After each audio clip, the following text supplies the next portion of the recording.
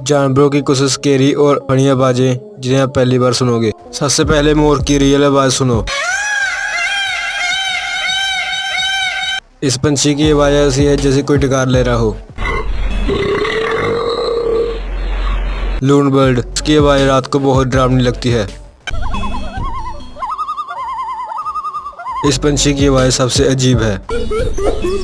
Last वाला जानने से पहले चैनल को सब्सक्राइब जरूर कर देना। इस पैरट की आवाज सुनकर आपको भी हंसी आ जाएगी।